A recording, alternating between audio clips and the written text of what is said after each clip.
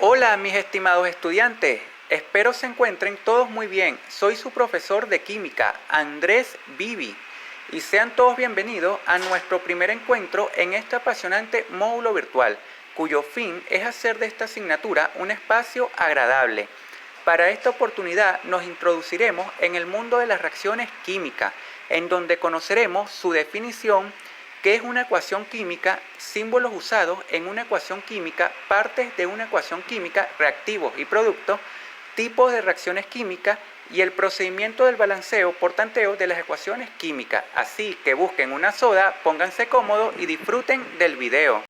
Muy bien chicos, empezaremos esta clase definiendo qué es una reacción química. Una reacción química es un proceso en el cual una o varias sustancias se transforman en otra u otras sustancias con propiedades características diferentes. Una vez comprendido qué es una reacción química, nos toca estudiar qué es una ecuación química. Una ecuación química es la representación simbólica de alguna de las características que representan a una reacción. En ella se colocarán las fórmulas y símbolos químicos de las sustancias participantes, el estado físico en el que se encuentran y el balance de los átomos participantes que refleja el balance de masa según el principio de conservación de la materia. Como ejemplo de una reacción química tenemos a una reacción entre carbonato de calcio más ácido clorhídrico, lo cual produce dicloruro de calcio más agua más dióxido de carbono. Como se puede apreciar en el ejemplo, en color azul están las fórmulas y símbolos químicos de las sustancias participantes, en color rojo el estado físico en el que se encuentran y en color negro el balance de los átomos participantes. Ahora estudiaremos los símbolos usados en una ecuación química. Esta flecha es la flecha de reacción y significa produce. Separa las sustancias reaccionantes de los productos. Además, indica la dirección del cambio químico. Esta flecha se ubica al lado del símbolo o fórmula de las sustancias gaseosas que se producen y significa formación de gas. Esta flecha se ubica al lado del símbolo o fórmula de las sustancias sólidas insolubles que se producen y significa formación de precipitado. El símbolo más se ubica entre dos sustancias. Cuando este signo se ubica entre dos sustancias reaccionantes, significa reacciona con. Cuando se ubica entre dos productos, se puede leer como y o más. Este símbolo se denomina delta y significa en presencia de calor. Se ubica sobre la flecha de reacción. Este símbolo significa en presencia de electricidad y se ubica sobre la flecha de la reacción. Catalizador significa que la reacción ocurre en presencia de un catalizador. Se ubica sobre la flecha de la reacción. Significa energía. Aparece justo al lado de la fórmula de un compuesto y significa que dicho compuesto está en estado gaseoso. Aparece justo al lado de la fórmula de un compuesto y significa que dicho compuesto está en estado sólido. Aparece justo al lado de la fórmula de un compuesto y significa que dicho compuesto está en estado líquido. Aparece justo al lado de la fórmula de un compuesto y significa que dicho compuesto está disuelto en una disolución acuosa. Reactivos y productos. En toda reacción hay sustancias que reaccionan y sustancias que se forman. Las sustancias que reaccionan se denominan reaccionantes o reactivos. En el siguiente ejemplo, el cloruro de sodio y el nitrato de plata son las sustancias reaccionantes. Ambas son sales con características específicas. Las sustancias que se generan en una reacción se denominan productos o sustancias resultantes. En el ejemplo dado, el cloruro de plata es el producto, un precipitado de color blanco diferente a las sales que le dieron origen.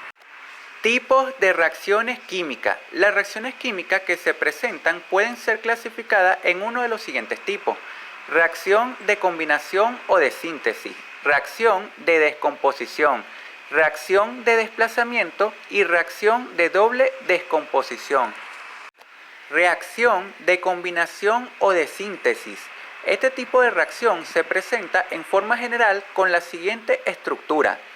Por lo tanto, una reacción de combinación o de síntesis es aquella en la cual dos o más sustancias simples o compuestas se unen en proporciones fijas de masa para originar una nueva sustancia.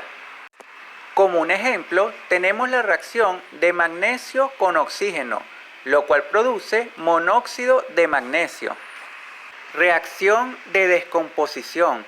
Se representa en forma general de la siguiente manera. Es aquella reacción en la cual una sustancia compuesta se descompone en dos o más sustancias que son sus componentes constituyentes. Como un ejemplo de este tipo de reacción tenemos la descomposición del agua por electrólisis en hidrógeno y oxígeno. Reacción de desplazamiento o de sustitución. Este tipo de reacción tiene como forma general la siguiente. Se define como la transformación química en la cual una sustancia simple actúa sobre una sustancia compuesta, poniendo en libertad alguno de sus elementos constituyentes y originando un nuevo compuesto. Como un ejemplo de este tipo de reacción tenemos la reacción de sulfato cúprico con hierro, lo cual produce sulfato ferroso más cobre. Reacción de doble descomposición.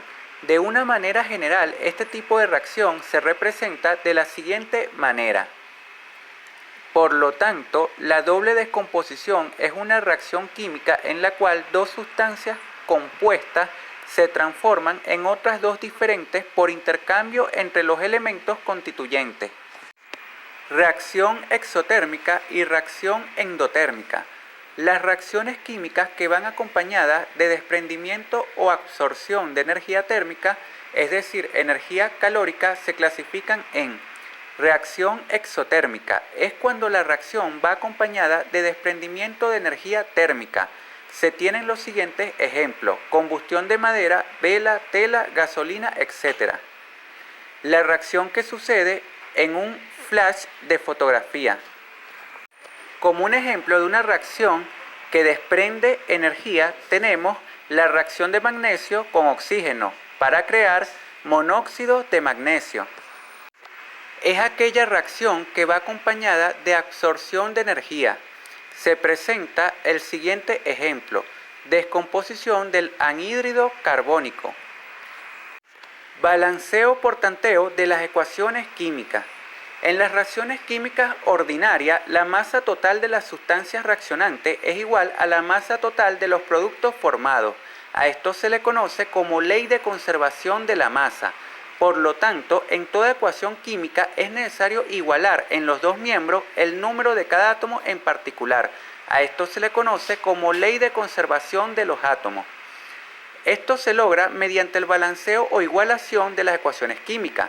El procedimiento se basa en colocar números llamados coeficientes de cada especie química que interviene, símbolo, ion y o fórmula, hasta lograr igualar cada átomo en especial. Debido a esto, el procedimiento se llama balanceo por tanteo. Balanceo por tanteo, procedimiento. Paso número 1. Se elige el compuesto reactivo o producto que contenga el mayor número de átomos para luego iniciar el balanceo con el elemento que contenga la mayor cantidad de átomos dentro de ese compuesto. Nota adicional: este elemento no puede ser hidrógeno ni oxígeno ni estar contenido en un ion poliatómico. Paso número 2. Si hay un ion poliatómico en ambos miembros de la ecuación, balancealo como si se tratara de una unidad, es decir, un solo átomo. Paso número 3. Se balancea de penúltimo el hidrógeno y por último el oxígeno.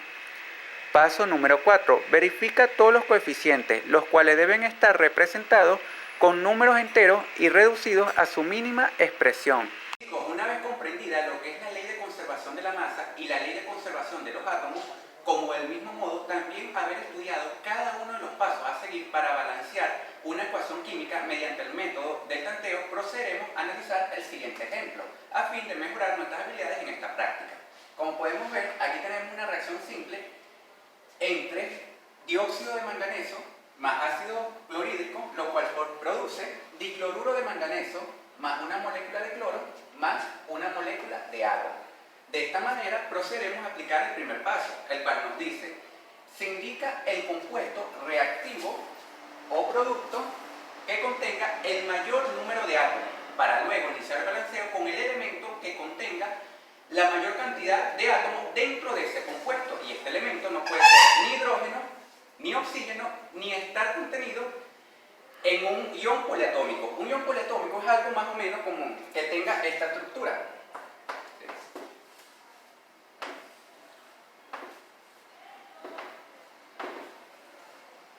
Esto sería el ion carbonato.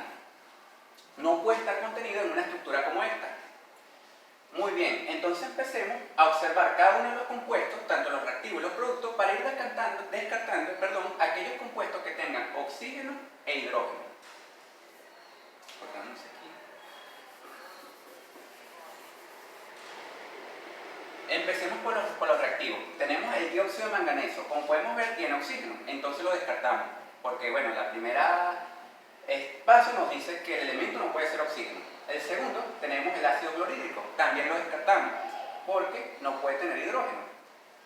Entre los productos tenemos el agua. Como pueden ver, tiene los dos, tanto hidrógeno como oxígeno. No puede ser este. Entonces tenemos dos opciones, que serían el dicloruro de manganeso y la molécula de cloro. Ahora tenemos que escoger cuál es el que tiene el mayor número de átomos. Como podemos ver, el cloro de manganeso tiene 2 átomos de cloro y 1 de manganeso, un total de 3 átomos. Mientras que la molécula de cloro, solo 2 átomos de cloro. De esta manera, escogemos el manganeso. Ahora, una vez escogido el manganeso, escogemos entre el dicloruro de manganeso, escogemos entre el cloro y el manganeso. ¿Cuál es el que tiene más átomos? El cloro, porque tenemos 2, y el manganeso solo 1. De esta manera, el cloro sería el primer elemento a balancear. Ahora vemos cuántos cloros tenemos en los productos. Uno solo. Y en los reactivos, y en los productos solo tenemos 2. Para balancearlo, tenemos 4, 2 en el dicloruro de manganeso y 2 en la molécula de cloro. Para balancearlo es algo muy sencillo. Solo agregamos un 4 adelante, que sería el coeficiente en la molécula de ácido clorhídrico. Esto funciona muy parecido a la propiedad distributiva de la multiplicación. Este 4 va a multiplicar tanto el hidrógeno como el cloro. Y de esta manera balanceamos la reacción química el cloro, ya que tenemos 4 átomos de cloro en los reactivos y 4 átomos de cloro en los productos. Chicos, una vez balanceado el cloro, procedemos a saltar al tercer paso. ¿Por qué saltamos al tercer paso en vez del 2? Bueno, como podemos ver, aquí no tenemos ningún ion poliatómico, no hay ninguna estructura que se asemeje a un ion poliatómico. Entonces, de esta manera, ese paso no se aplica en esta ecuación. Y saltamos al tercero, que nos dice que se balancea el hidrógeno de penúltimo y por último el oxígeno. Como un dato extra, generalmente en la mayoría de las reacciones, cuando se balancea el hidrógeno, el oxígeno queda balanceado automáticamente. Por lo general, no en todas, pero en casi todas, siempre se cumple eso. Entonces, empecemos. Como podemos ver en los productos, al balancear el cloro, nos quedaron 4 hidrógenos. Y de aquel lado, nos quedaron 4 hidrógenos. Y de aquel lado solo tenemos 2. Así que, ¿cómo balanceamos eso? Muy fácil. Solamente agregamos un 2 y recordemos, un 2 a la ecuación, aquí abajo, y recordemos que esto funciona como la propiedad distributiva de la multiplicación. Multiplica tanto el hidrógeno como el oxígeno, quedándonos 4 hidrógenos en los reactivos y 4 hidrógenos en los productos. Balanceado el hidrógeno. Ahora, balanceamos el oxígeno. Debería quedarnos balanceado. Casi siempre es así. Entonces, vamos aquí a los reactivos. ¿Cuántos oxígenos tenemos? Un total de 2. Y en los productos, 2 también. Ya está balanceado. Como pueden ver, en esta reacción se cumple. Al balancear el hidrógeno, se balancea el oxígeno automáticamente. Y finalmente lo que tenemos es que revisar los coeficientes de cada uno de los elementos y ver si están expresados en números enteros y en su mínima expresión. Entonces, como podemos ver, empezando por el manganeso, aquí en los reactivos hay un átomo de manganeso, en los productos también hay uno, balanceado. Procedemos con el oxígeno. En el oxígeno en el lado de los reactivos tenemos 2 y en el lado de los productos también hay 2. Luego observamos el hidrógeno, en el lado de los productos, de los reactivos, perdón, hay 4 y en el lado de los productos también hay 4, está totalmente balanceado. Y finalmente el cloro también tenemos 4 en el lado de los reactivos y en el lado de los productos 4 de cloro también. Y finalmente ya hemos balanceado la reacción química. Bueno chicos, hasta aquí la clase de hoy. Espero que haya sido de su agrado. Nos vemos la próxima clase.